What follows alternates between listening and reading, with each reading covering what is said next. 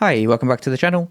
This week we're taking a look at the Sub Ninja from the Him. Now I'll be completely honest with you, when I first saw that it was an oscilloscope, I thought, do I really need yet another oscilloscope?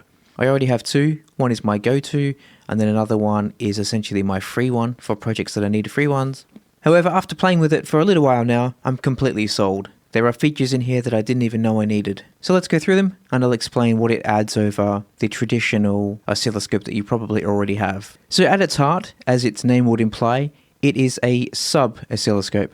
So its main focus is on the sub frequencies.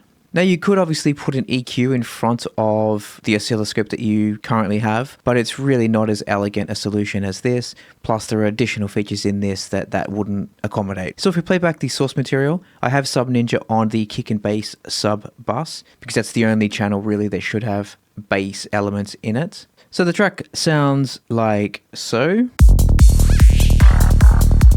And then with just the kick and bass we have this.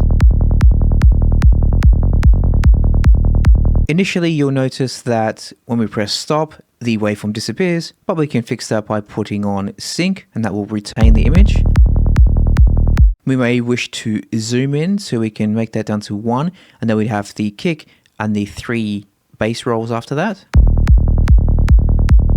However, if we now look at the sub option down here, we have this currently set to no, so this is taking the full frequency spectrum. But if we click on yes here, and then we look at this frequency, this is only looking at those frequencies under 100 Hertz. So if I adjust this frequency as this plays back, you'll see this filter out. And then bringing it back down again to just the super lows. And what we can also do with this view is that on the bottom one, you'll see that this is not changing. That's because sub is set to no. So we have the processed, or let's say filtered view here. And then the bottom one is the original, the full frequency. So that gives a very quick overview of them both. We might then wish to, if we turn off sub again, back to full frequency, we might wish to have left on the top and then right on the bottom. This is kick and bass, so it's mono, so you won't see any difference between those. But if you had a stereo image, you would certainly see a difference between those. But then because it is a kick and bass, we want to check whether there's any side information. So let's click on side. And thankfully, there is nothing there. But what we can do, just to demonstrate that, if we put in a, let's say a modulation effect, like a chorus, it doesn't matter which one, anything that will generate side information. So let's go with the stock Cubase one, which is here. This is on the kick and bass sub bus, which is obviously something you would never do. It will sound horrible on the kick and bass. But let's have a look at what it does to the stereo spectrum. You can see instantly we have this information in the side that we don't want. Whereas if we turn this mix down to 0, that completely disappears. So that's an excellent check for the kick and bass. Let's put it back to mid now. So now they're both on mid. Let's put the sub on for both. We can turn the frequency up. Let's now move the plugin. We can create a new instance, but let's just move it across to the master output. And then we're going to play back the entire track, less the kick and bass. So everything excluding the kick and bass.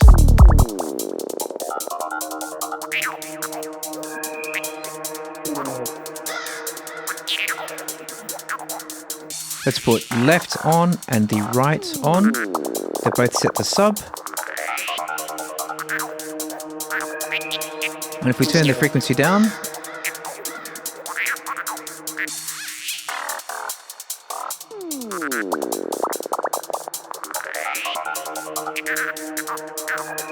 we still have sub information all the way down to, looks like around 160 we have stereo information. Which is great because we want to have the low end completely mono.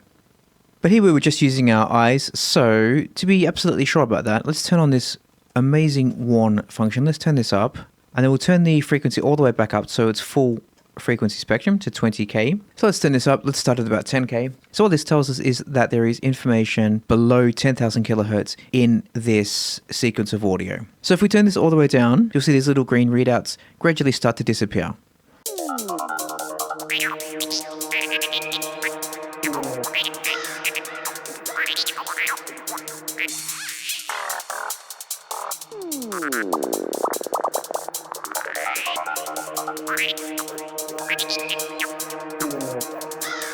Before we said that was about 160 hertz.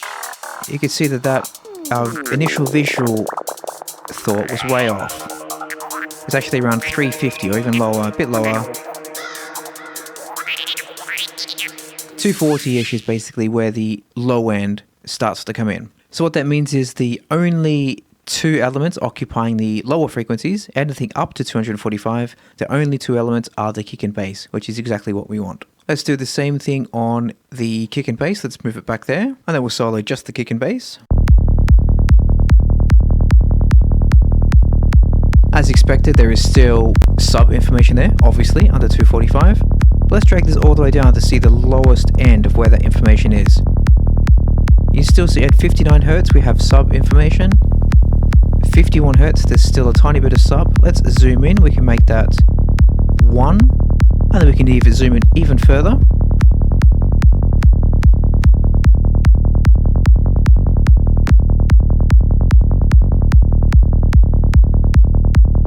So here we can see that this particular cycle here in the middle is below 51, but then it disappears around 46. So the check there is to make sure that we have no super low rumble in the signal. If we have anything around 20 or even 30 Hertz, we may want to address that because it's just eating up energy that will impact with the maximum amplitude we can get out of the mix.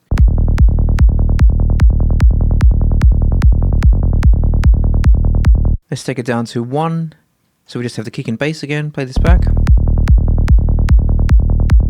Now one of my favorite features is we have show wave info. And what that tells us is that at each cycle here, if we zoom out far enough, we can see that for that particular cycle, it is A1 or A sharp 1. Whereas the kick we have A1, down to G sharp, then to F sharp. And if we zoom in further again, we can see all of the cycles and all of the frequency at each one of those cycles. So that very much comes in handy if you're trying to analyze a kick, for example, and you want to know what key the kick lands on to then align with your bass. It makes phase alignment just so much easier.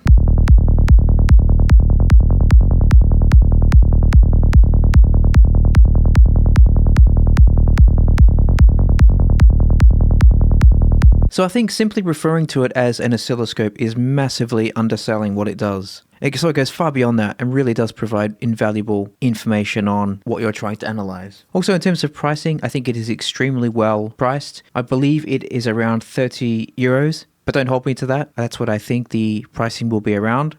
However, as a special treat for the watchers of this channel, I've very generously been gifted a coupon code. And that coupon allows for 100% off, so completely free for the month of launch in February, and for March and April it is 10% off. But I won't mention the code here in the video because then I'll get constant messages after that saying why doesn't the code work. So instead I will list it in the description and I'll take it down once it's no longer applicable. But I urge you to rush out in February and get it for free, or then after that, March and April, 10% off. And as I said, even for the full price, I think it's absolutely worth it. The amount of time I've spent previously trying to work out and trying to get my bass in check and get the phase alignment in check, that time would have easily been saved if I had this back then. In terms of improvement areas, I would really like it if we were able to sidechain two sources together. So to have the bass on one and then the kick coming in on another, just the same way as you do on a lot of other oscilloscopes. That would be the perfect icing on the cake. I have asked Jay about this and he'll look into it. He's not promising anything, but he said he'll look into it. So hopefully that comes in a future update. But even still, even without that, it's a fantastic tool to have in your toolkit. So thanks for watching and I'll see you next week. Bye bye.